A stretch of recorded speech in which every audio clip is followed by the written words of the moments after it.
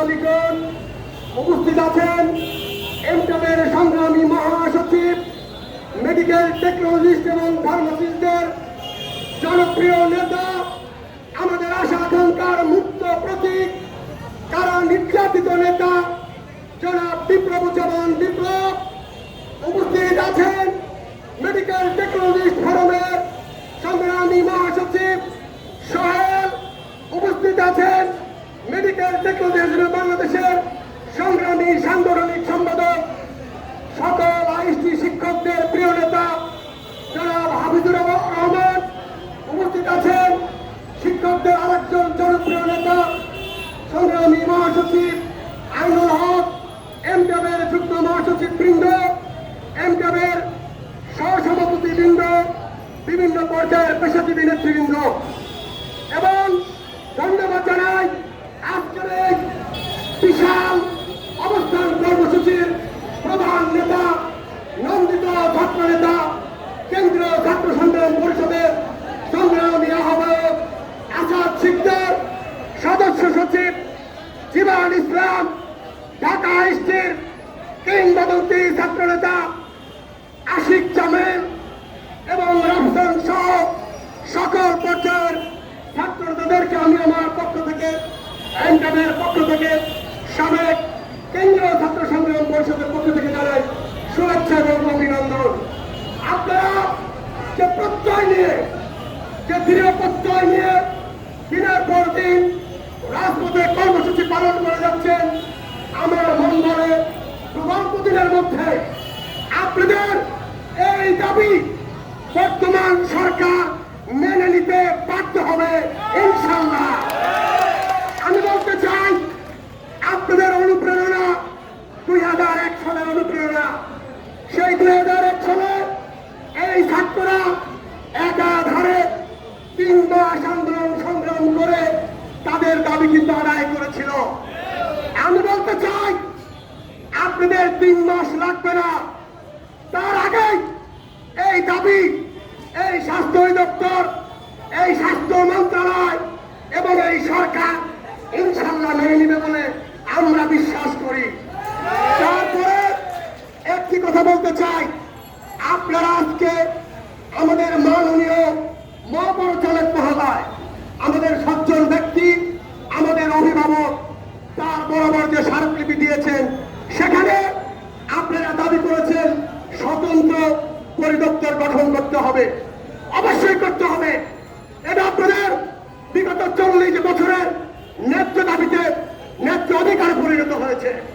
অবশ্যই স্বতন্ত্র পরিদপ্তর অবশ্যই গঠন হবে বলে আমি বিশ্বাস করি।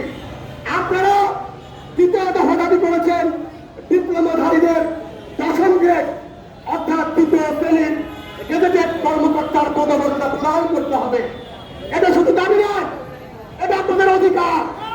এই অধিকার অতীতে যেমন কুচক্রী মহল, ফ্যাসিস্ট জালিম সরকার বাস্তবায়ন করেনি, আপনারা হাজার হাজার মেডিকেল টেকনোলজি ফার্মাসিস্ট দিনের পর দিন বৈষম্যের শিকার হয়েছেন। তাই অবশ্যই এই বর্তমান সরকার এই দাবি ইনশাআল্লাহ মেনে নেবে বলে আমরা বিশ্বাস করতে চাই। 3য় দাবি, 4র্থ দাবি, ঢাকা আইএসটিকে Bangladesh university of medical science and technology নামকরণে বিশ্ববিদ্যালয়ে রূপান্তর করতে হবে। অবশ্যই ঢাকা মহানগরীতে, রাজশাহী মহানগরী সহ বিভিন্ন জায়গায় যে সকল প্রতিষ্ঠান আছে, তার মধ্যে ঢাকা আইএসটি এখন বিশাল প্রতিষ্ঠানে রূপান্তরিত হয়েছে। এই প্রতিষ্ঠানকে যদি বিশ্ববিদ্যালয়ে রূপান্তর করা যায়, গোটা স্বাস্থ্য খাতে বাংলাদেশে আমূল পরিবর্তন হবে। স্বাস্থ্য বিভাগে ব্যাপক উন্নতির ফল লাগবে বলে আমরা বিশ্বাস করি। আপনারা 5ম দাবি করেছেন মেডিকেল টেকনোলজি কাউন্সিল গঠনের মাধ্যমে পেশাদার লাইসেন্স প্রদান, diploma medical education board, private service নীতিমালা প্রদান করতে হবে। অবশ্যই আপনারা লক্ষ্য করেছেন সারা বাংলাদেশে বিভিন্ন প্রাইভেট প্রতিষ্ঠানে যে সকল টেকনোলজিস্ট নামধারীরা কম বেতনে, প্রায় বিনা বেতনে চাকরি করে ভুল রিপোর্ট দিয়ে বাংলাদেশের রোগীদের যেভাবে হয়রানি করছে, এইটা রোধ করতে হলে অবশ্যই কাউন্সিল গঠনের মাধ্যমে একটা লাইসেন্স নীতিমালা প্রদান করতে হবে। এটা সময়ের প্রতিটি দাবি। এই দাবি বাস্তবায়ন না হলে সারা বাংলাদেশে সকল প্রাইভেট সেক্টরে অবশ্যই অচল অবস্থা শুরু হবে বলে আমরা বিশ্বাস করি।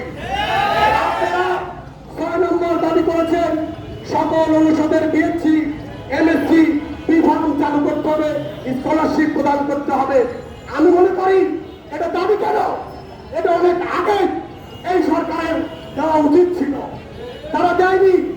আমরা বলতে চাই আজকে বাংলাদেশের সকল আইনজীবী ছাত্র সমাজ রাজপথে জেগে উঠেছে।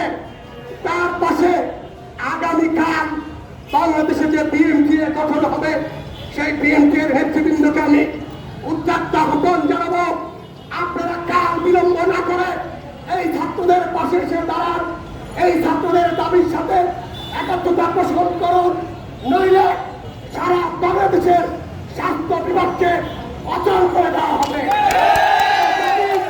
মানার জন্য আমাদের অভিভাবক, স্বাস্থ্য অধিদপ্তর অভিভাবক মহাপরিচালক মহোদয়, আমাদের এডিজি অ্যাডমিন মহোদয় এবং আমাদের অ্যাডমিন স্যারকে আমরা অনুরোধ জানাচ্ছি অচিরেই ছাত্রদের দাবি মেনে নিয়ে আমাদেরকে পথ চলার সহযোগিতা করুন। তাই আগামীতে সারা বাংলাদেশে, সারা দেশে যেভাবে ছাত্রদের আন্দোলন সংগ্রাম শুরু হয়েছে, আমরা যারা পেশাজীবী নেতৃবৃন্দ আছি, আমরা যারা সাবেক নেতৃবৃন্দ আছি, আমরা আপনাদের কাছে কথা দিয়ে গেলাম রাজপথের থেকে আপনাদের দাবি আদায়